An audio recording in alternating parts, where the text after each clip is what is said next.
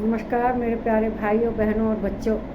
यह वीडियो उस समय की बन रही है जब लाक्षागृह में दुर्योधन ने आग लगवा दी थी और ये पांचों पांडव कुंती सहित बचकर निकल गए थे। वहीं पास में एक कहना स्त्री थी जिसके घर के 5 सदस्य थे। तो वो पांचों और वह स्त्री अपने बच्चों के साथ उसमें लड़कों के साथ जल गई थी। तो दुर्योधन ने समझा कि पांडव अब ख़त्म हो गए, क्योंकि वहाँ पर उन्हें एक स्त्री और 5 पुरुष मतलब लड़के थे उसके समझे। उन्होंने सोचे कि वे ख़त्म हो गए सब, और इस तरह से वहाँ से सुरंग के रास्ते निकलकर, क्योंकि जब ये लाक्षागृह में जा रहे थे तो विदुर ने उन्हें बताया था कि जब जंगल में आग लगती है तो चूहे अपने प्राणों की रक्षा कैसे करते हैं। तो युधिष्ठिर ने कहा कि वे बिल के माध्यम से, सुरंग के माध्यम से अपनी जान की रक्षा करते हैं। तो इस तरह से वे अपनी जान उस सुरंग के रास्ते बचा लेते हैं, निकल जाते हैं वहाँ से। तो उसी समय वे अब छिपकर जंगल में रहने लगे। अब दुर्योधन वगैरह ने समझा कि ये पांचों अब इस दुनिया में नहीं हैं, लाक्षागृह की आग में सब समाप्त हो गए हैं कुंती सहित। तो उसी समय द्रौपदी का स्वयंवर हुआ।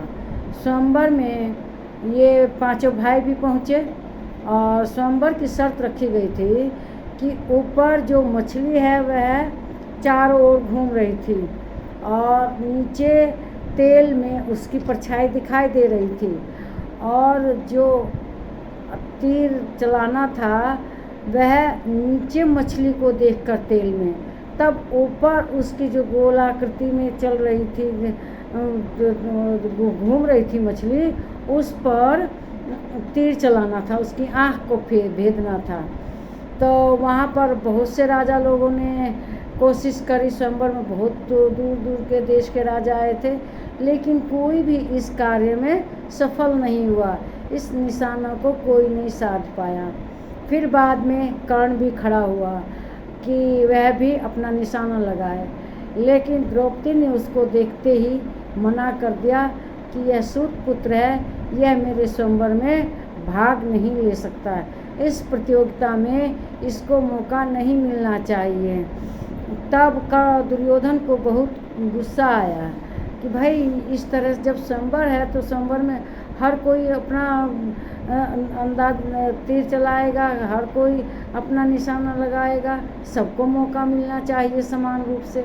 लेकिन द्रौपदी ने साफ मना कर दिया था। तभी ये पांचों पांडव भी वहाँ पर पहुँचते हैं। इन्होंने पंडितों जैसा भेष बना रखा था, ब्राह्मणों जैसा, और जब अर्जुन आगे बढ़ा उसका धनुष उठाने का अंदाज ऐसा था, और उसका जो धनुष को उसने परखा, तीर को परखा कि वह एक क्षत्रिय हो। तब द्रौपदी ने अपने मन में विचार किया कि ये तो ब्राह्मण ही हैं, लेकिन उसने उसे स्वीकार कर लिया कि हाँ ये जो तीर है चला सकते हैं मछली के ऊपर, जो मछली ऊपर घूम रही थी गोल गोल, और उसका चित्र नीचे तेल में बन रहा था, और उसी चित्र में नीचे देखकर तब ऊपर तीर चलाना था।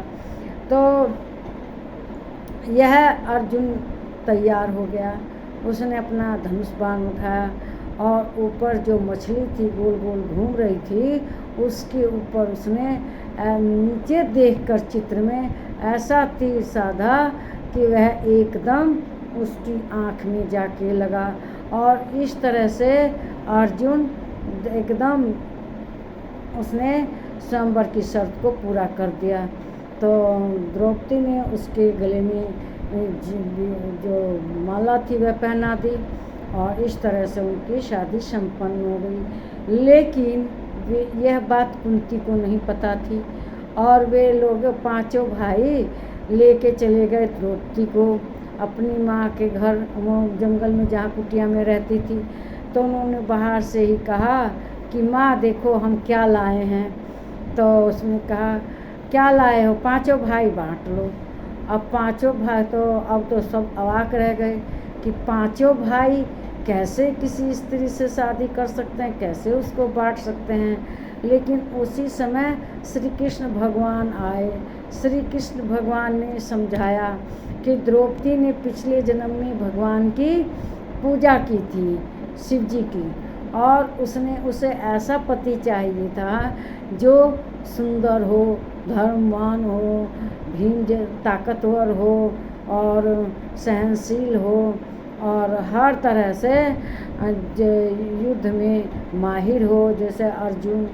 तो अब उन्होंने ये बात 5 बार कही। उन्होंने कहा कि हे भोलेनाथ। भोलेनाथ ने उन्हें दर्शन दिए, उनसे वर मांगने को कहा।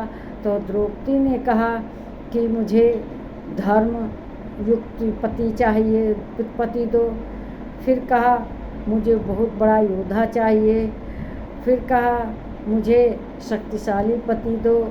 फिर उसने कहा मुझे बहुत सुंदर वर दो। फिर उसने कहा कि मुझे बहुत सहनशील वर दो। तो सारे गुण एक आदमी में कैसे आ सकते थे? तो भोलेनाथ ने कहा ए मस्त। तो उनको 5 पति मिले। उन 5 में एक एक गुण सब थे। तो द्रौपदी का जो वरदान मांगने का तरीका इस तरह था कि उन्हें 5 पतियों की पत्नी बनना पड़ा। और ये श्री कृष्ण भगवान ने बताया कि तुमने भोलेनाथ से किस तरह से वरदान मांगा था और वह वरदान किस तरह से पूरा हुआ। अब वरदान पूरा हो गया। उनकी बारी बारी से सबके साथ शादी कराई गई। मतलब पहले युधिष्ठिर के साथ, फिर भीम, अर्जुन, नकुल, सहदेव, इस तरह से बारी बारी से सबके साथ उनका विवाह संपन्न हुआ। अब उसके 5 पति थे, तो वह कैसे उन लोगों के साथ एक साथ रहती। वह उसने निश्चय किया कि 1 साल तक एक पति के साथ रहेगी। फिर साल बीतने के बाद दूसरे पति के साथ, भीम के साथ। फिर साल बीतने के बाद तीसरे पति अर्जुन के साथ। और फिर साल बीतने के पास नकुल के साथ। और फिर साल बीतने के बाद सहदेव के साथ। इस तरह से वह एक साल एक पति के साथ रहती थी। और इस तरह से उसके 5 पुत्र हुए। एक युधिष्ठिर का, एक भीम का, एक अर्जुन का और एक नकुल और एक सहदेव का। 5 पुत्रों की वो माँ बनी। और वे 5 पुत्र महाभारत के अंत में अश्वत्थामा के हाथों मारे जाते हैं। सोते समय वह 5 के सिर काट लेता है। तो इस तरह से द्रौपदी का संवर हुआ था और इस तरह से उसने अपना वैवाहिक जीवन पूरा किया। इस वीडियो को लाइक कीजिए, शेयर कीजिए, इस पर कमेंट कीजिए, मेरे चैनल को सब्सक्राइब कीजिए। नमस्कार मेरे प्यारे भाइयों, बहनों और बच्चों, अपना बहुत ख्याल रखिए।